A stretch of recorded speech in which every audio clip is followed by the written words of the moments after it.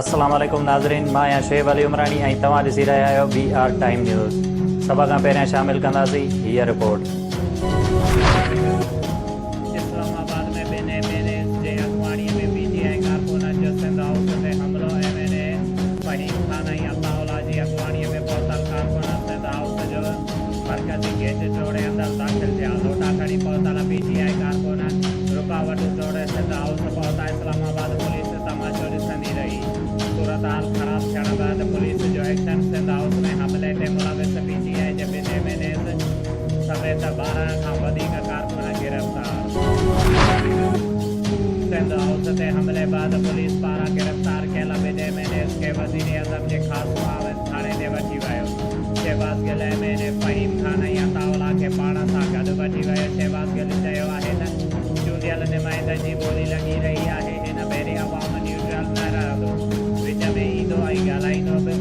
MNAs खे बि शख़्सी ज़मानत ते आज़ादु करायो आहे। कारकुननि जी बि आज़ादीअ लाइ क़ानूनी घुर्जूं पूरियूं कयूं वेंदियूं। पीपुल्स पार्टी सिंध हाउस ते हमले खे सिंध ते हमिलो करार ॾेई छॾियो। सूबाई वज़ीर सईद गनीअ चयो आहे त सिंध हाउस ते हमिलो वज़ीर आज़म जी हिदायत ते थियो आहे। ज़िम्मेवार बि इमरान ख़ान आहे। हमिलो कंदड़नि ते दहशतगर्दीअ जो केस दाख़िल थियणु घुरिजे।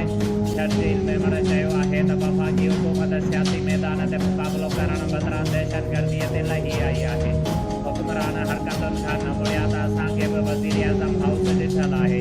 सब्र जो इम्तिहान न वरितो वञे। घरू वज़ीर शेख रशीद सिंध हाउस ते PTI जे कारकुननि जे हमले जो नोटिस वरितो।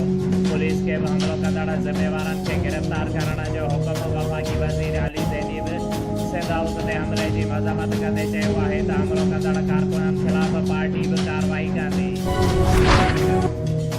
अवां चूंडियल हुकूमत न आहियो जो ॼमी वियो, इन करे अवां गुंडागर्दीअ ते लही आया आहियो। नून लीग जी नाइब सदर मरियम नवाज़ चयो आहे त अवां हुकूमत बचाए नथा सघो, रहियल इज़त ई बचाइण लाइ निकिरी वञो। बरकतुनि ऐं मक़सरत वारी राति शब बारात मज़हबी अक़ीदत ऐं एहतराम सां मल्हाई पई वञे। मस्जिदुनि ऐं घरनि में ख़ुसूसी इबादतुनि जो सिलसिलो जारी। शुएब अली उमरानी खे ॾींदा इजाज़त। वधीक ख़बरुनि ऐं अपडेट्स लाइ ॾिसंदा रहो BR टाइम न्यूज़।